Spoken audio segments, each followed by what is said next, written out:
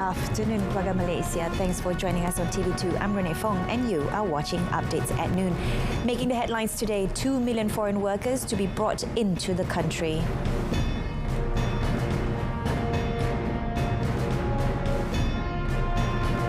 Palestine concerned with possible British embassy in Israel move to Jerusalem.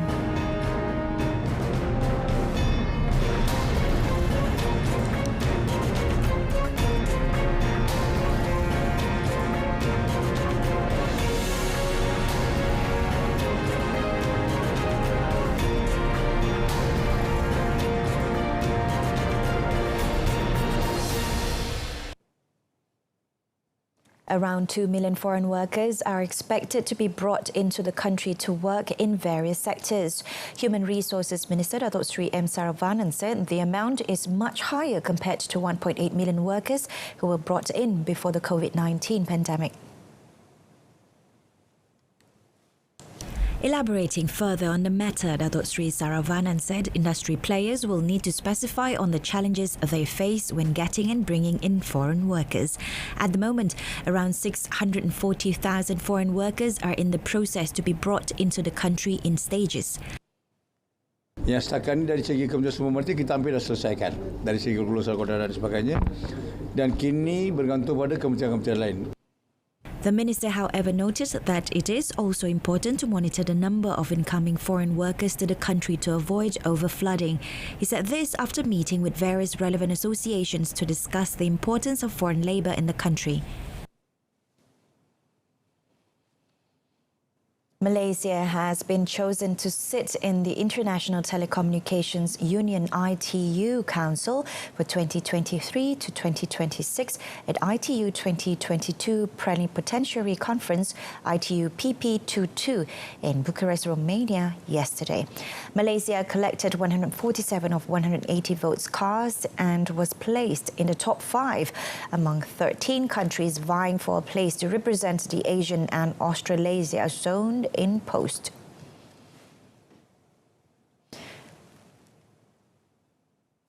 Communications and Multimedia Minister Tan Sri Anwar Musa, who headed the Malaysian delegation, described the win as an honour to Malaysia as a leader in telecommunication and digital economy in Southeast Asia. He said the country has influential industry players on the global stage and the government is also committed to forging strong bilateral ties with ITU member countries.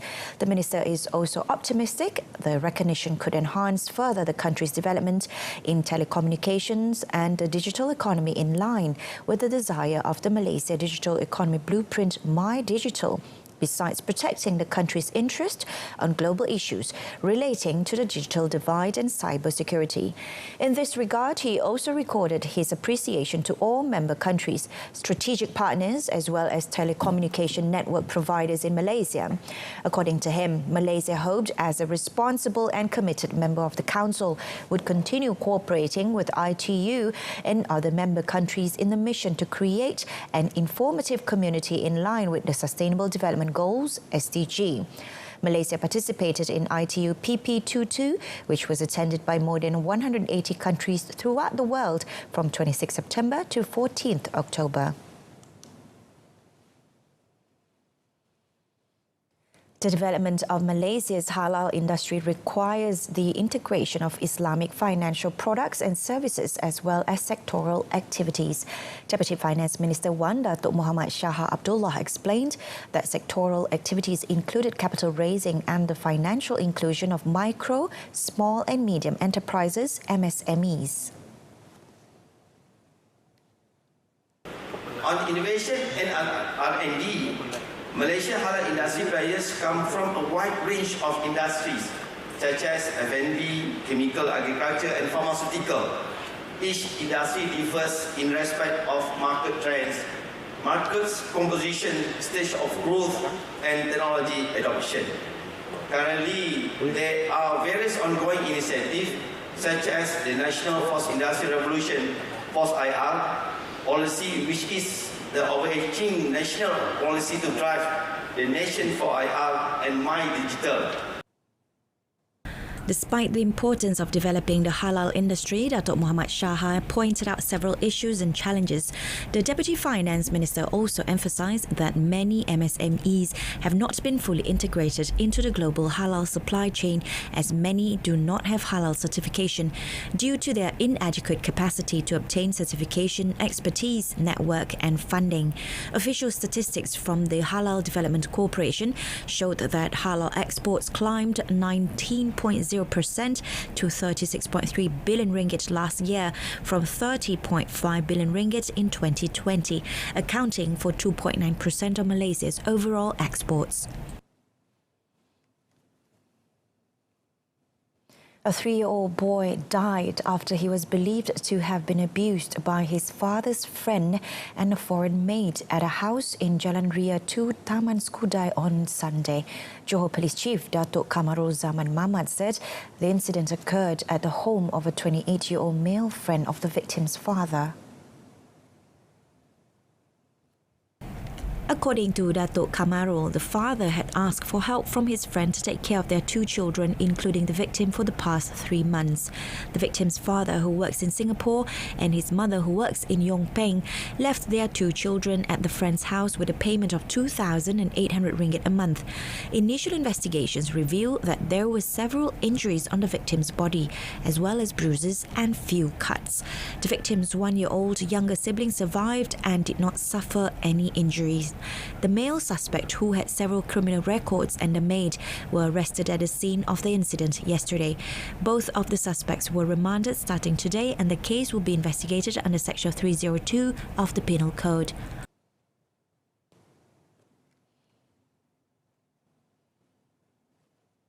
The Malaysian Anti-Corruption Commission MACC has raised concern over the increase in the number of women arrested for corruption. Its Chief Commissioner Tan Sri Azam Baki said the number of corruption cases with women as the perpetrators was on the rise. Citing statistics, he said a total of 824 women were arrested from 2017 until August this year, and of that number, 356 of them were charged in court.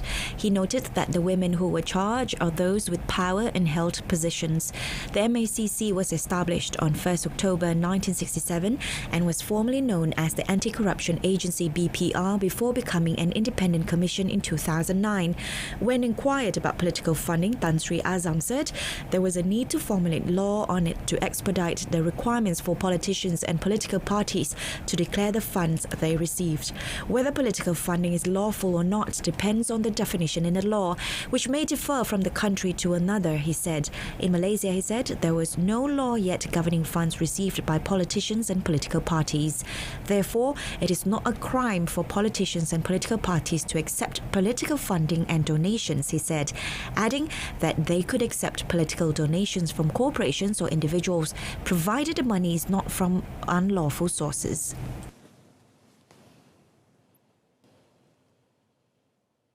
Bank Berhad and Merchant Trade Asia Sunan Berhad have entered into a strategic partnership to launch a hybrid e-wallet, allowing users to benefit from an Islamic current account with a total combined limit of 50,000 ringgit. It is the biggest e-wallet so far in Malaysia. The integration is where the AM Bank Islamic Hybrid Current Account integrates with the Merchant Trade Money e-wallet with support from Do It Now. AM Bank Group Chief Executive Officer Datuk Sulaiman Muhammad Tahir said the e-wallet can attract many depositors to AM Bank's services.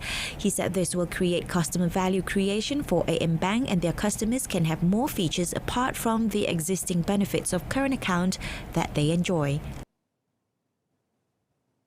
As far as scammer, internally we have got a very robust system in making sure there's fraud detection. Contoh dia kalau customer do transactions that's beyond their profiling, we have the opportunity to call the customer. Kalau customer tak jawab, normally we block the transaction. In a joint statement between AM Bank and Merchant Trade Asia, Datuk Sulaiman also said that the partnership has developed first-in-the-market cross-border multi-currency payment solutions, scaling up the suite of innovative digital offerings for AM Bank customers. Cosmetic sales agent Rosnazira Muhammad Naim, who was kidnapped from her home in Tumpat on 13th September, was yesterday reunited with her family at Jalan Kelocor. The safe return of Rosnazira, 36, was greeted with tears of joy from her parents and other family members, including her 13-year-old daughter. To accompany her home were Kelantan Police Chief Datuk Muhammad Zaki Harun and senior police officers from the State Police Headquarters, IPK. Datuk Muhammad Zaki said, with the handover of the kidnapped victim to her family, the case is considered over and called the success as a show of unity in the community in dealing with crimes like this. In the incident last 13th September, the victim was kidnapped by several men from her home at 5:10 p.m. The kidnappers fled north with the victim through an illegal base in Kuala Jambu Tumpat, going by police discovery of the car used by the suspects. The Inspector General of Police Tan Sri Asril Sani Abdullah Sani in an earlier statement said the kidnapped victim was rescued through cooperation and sharing of information and intelligence between PDRM and the Royal Thai Police, who managed to locate the whereabouts of the victim in the country.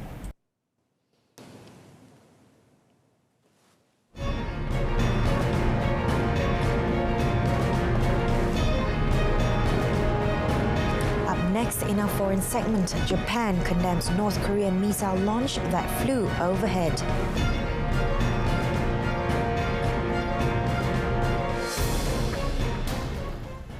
North Korea fired a ballistic missile over Japan for the first time in 5 years yesterday, prompting a warning for residents to take cover and a temporary suspension of train operations. The Japanese government warned citizens to take cover as the missiles appeared to have flown over and past its territory before falling into the Pacific Ocean. According to Chief Cabinet Secretary Hirokazu Matsuno, no defense measures were used to destroy the missile, which was the first to fly over or past Japan from North Korea since 2017. 上空を通過させる形での弾道ミサイル発射は、航空機や船舶はもとより、上空を弾道ミサイルが通過したと判断される地域の住民の安全確保の観点からも極めて問題のある行為です。我が国としては北朝鮮に対して厳重に抗議し、最も強い表現で非難しました。 North Korea might have fired an intercontinental ballistic missile ICBM and it fell into the sea some 3,000 kilometers from Japan. The test prompted East Japan Railway to suspend its train operations in the northern regions. The latest launch was Pyongyang's fifth in 10 days amid military muscle flexing by the United States and South Korea, which conducted trilateral anti-submarine exercises last week with Japanese naval forces.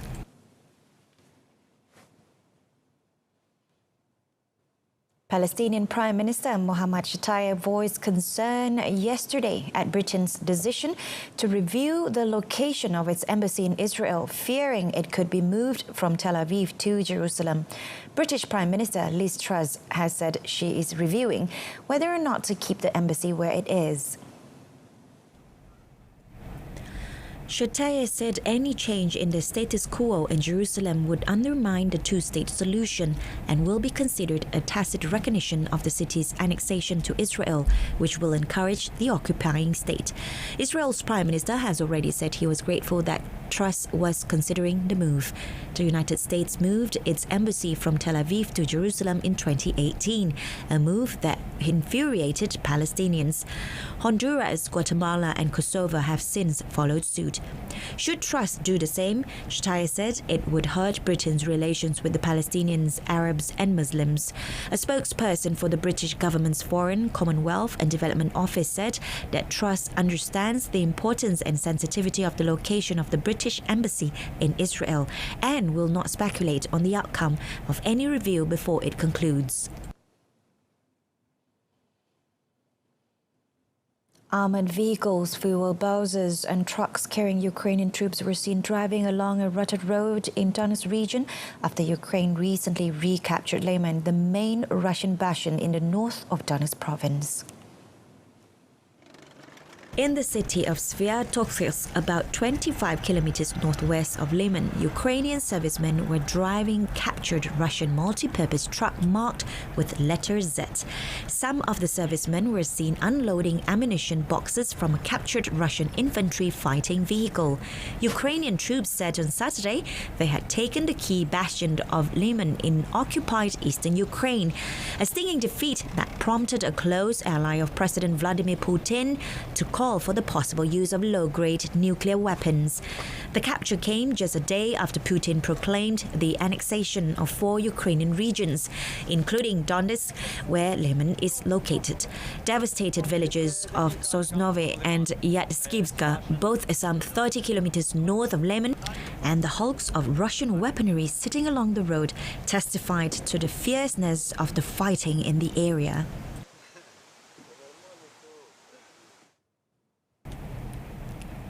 Ukrainian President Volodymyr Zelensky meanwhile said that the country's army was pressing on with its advances against Russian forces and had liberated new towns in a number of areas but gave no further details. Сьогодні продовжився наступальний рух нашої армії, усіх наших захисників, є нові звільнені населені пункти в кількох областях. Тривають жорсткі бойові дії на багатьох ділянках фронту. Але перспектива цих бойових дій залишається очевидною. Все більше окупантів намагаються втекти. Все більше втрат несе ворожа армія. Все більше розуміння того, що Росія зробила помилку, пішовши війною проти України. Ukrainian forces achieved their biggest breakthrough in the country's south since the war began, bursting through Russian defenses and advancing rapidly along the Dnipro River on Monday, threatening supply lines for thousands of Russian troops. Since the start of September, Ukrainian forces have swiftly seized territory in the country's east to gain control of Russian supply lines, cutting off larger Russian forces and forcing them to retreat. Just hours after a concert on Moscow's Red Square on Friday, September 30th, where Russian President Vladimir Putin proclaimed the provinces of Donetsk, Luhansk, Kherson and Zaporizhzhia to be Russian territory forever, Ukraine recaptured Liman, the main Russian bastion in the north of Donetsk province. That has opened the way for it to advance deep into Luhansk province, threatening supply routes to territory Moscow captured in some of the war's bloodiest battles in June and July.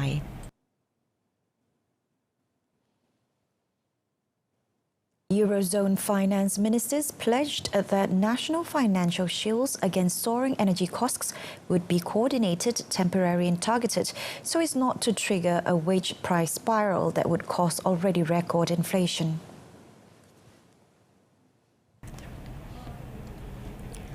The statement from finance ministers of the 19 countries sharing the euro comes after Germany drew criticism from some EU capitals and institutions for unilaterally announcing a 200 billion euro support package for its companies and households struggling with a huge surge in energy prices.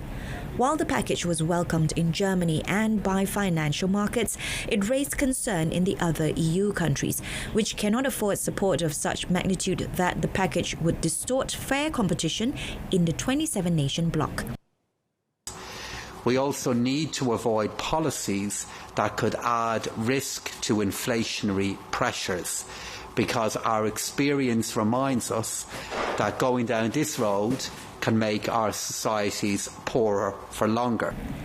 The reference to inflation is a nod to the European Central Bank, which is seeking to curb record fast price growth with a series of steep rate rises as inflation in the 19 countries sharing the euro reached 10% in September. The size of total Eurozone government help for the economy, which already exceeds €500 billion, works against the European Central Bank's efforts as the support pumps more money into the economy and distorts price signals from the market. Former United States President Donald Trump sued CNN for defamation yesterday, seeking $475 million in punitive damages and claiming that the network had carried out a campaign of libel and slander against him. In his lawsuit filed in U.S. District Court in Fort Lauderdale, Florida, Trump claimed that CNN had used its influence as a leading news organization to defeat him politically. CNN declined to comment on the case. Trump claims that CNN had a long track record of criticizing him but had ramped up its attacks in recent months because the network feared that he would run again for president in 2024. The lawsuit even lists several instances in which CNN appeared to compare Trump to Hitler. Trump, who in 2020 lost a re-election bid to Democrat Joe Biden, has not said whether he would seek re-election. The lawsuit comes as the 76-year-old former president faces considerable legal woes, including a criminal investigation by the U.S. Justice Department for retaining government records at his Mar-a-Lago estate in Florida after leaving office in January 2021.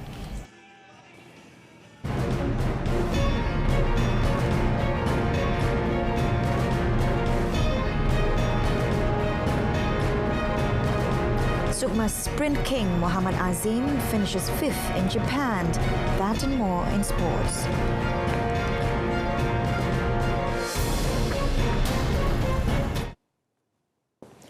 Kuala Lumpur City FC will tighten security measures at the Kuala Lumpur Football Stadium ahead of the Asian Football Cup final on 22nd October. Kuala Lumpur Football Association President Khalid Abdul Samad said this is part of KLFA precautionary measures following the Kanjuruhan Stampede incident in Indonesia. KL City FC players are currently preparing for their final Interzone AFC Cup match against Uzbekistan's FC Sogdiana Jizak. Khalid said he hoped that the players could give their 100% despite the cold weather in Uzbekistan. Kalau kami menang, ini akan menjadikan pasukan KL City sebagai juara bagi keseluruhan Asia Timur. Keseluruhan Asia Timur. Dan selepas itu kami akan layak untuk ke final di mana juara Asia Timur akan bertemu juara Asia Barat. He also reassured supporters that KLFA is committed to strengthen security measures in the stadium, especially if the City Boys qualified for the final match. Recently crowned Malaysia Games Sukma Sprint King Muhammad Azim Muhammad Fahmi ended the 2022 season by finishing a credible 5th in the men's 200-meter event in the Athletics Challenge in Japan. The 18-year-old Perakian recorded another sub-21 seconds by clocking 20.98 seconds at the Denka Big Swan Stadium, Niigata, yesterday. It is his 4th sub-21 feat this year, with his personal best being the 20.83 second set at the 2022 World Athletics Under-20 Championships in Cali, Colombia in August. Japanese sprinters made a clean sweep of 200-meter podium finish, with Uzawa Toba taking gold in 20.60 seconds, followed by Kigo Yasuda 20.75 seconds and Yoamoto Naoki 20.94 seconds.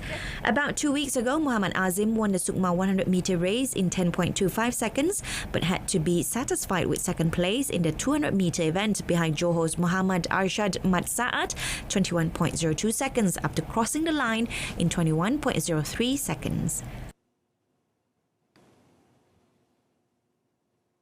At least 32 children died in Indonesia's stadium crash as police moved to punish those responsible for one of the deadliest disasters in football history.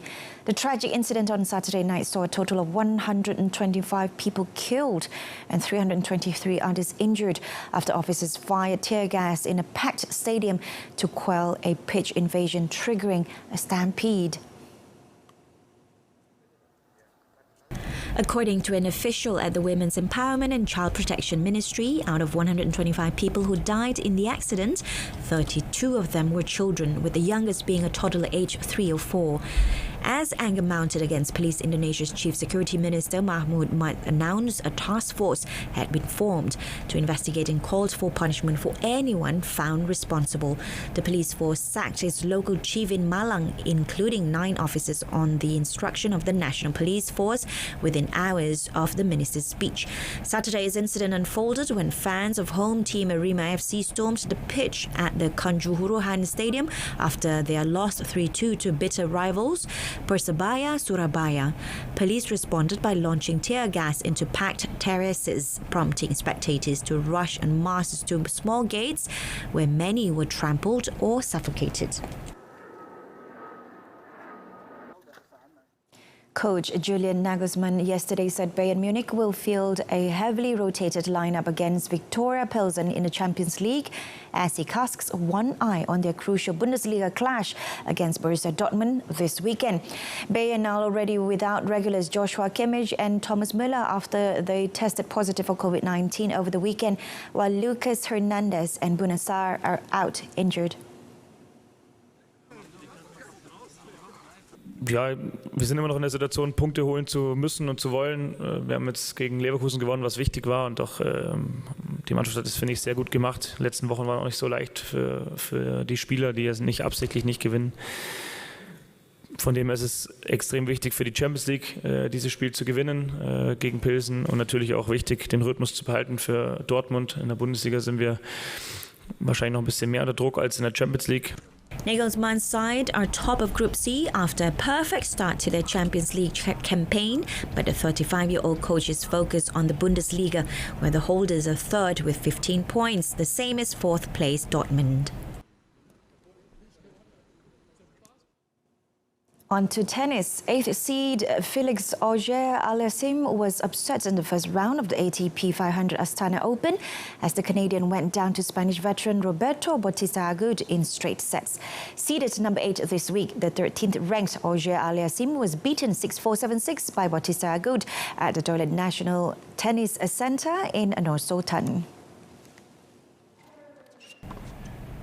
The Canadian led 3-1 in the second set, but Bautista Agut fought back to take the set to a tiebreaker and complete the straight sets wins in 1 hour and 54 seconds. Auger-Aliassime had been in good form in recent weeks, beating new world number 1 Carlos Alcaraz in the Davis Cup and Novak Djokovic at the Lever Cup. This was Bautista Agut's first win over the 22-year-old Canadian in 4 career meetings, all of them having come on hard courts. Bautista Agut, ranked number 21, will face the winner of the match between Russian lucky loser Pavel Kotov and Spaniard Alejandro Davidovich Fokina. US Open semi-finalist Francis Tiafoe said he was flying high on confidence after beating Yasutaka Uchiyama 6-3 and 6-4 in the first round of the Japan Open. The American made a name for himself when he stunned Rafael Nadal on his way to shock Final Four appearance at Flushing Meadows last month before playing a starring role at the Lever Cup. The world's number 19 is playing his first singles tournament since the US Open this week in Tokyo, and he dispatched Japanese wildcard Uchiyama with little fuss. Tiafoe said he was not really feeling any pressure despite his recent achievements, putting him firmly in the spotlight. The American did not lose a single service game against Uchiyama and closed the match out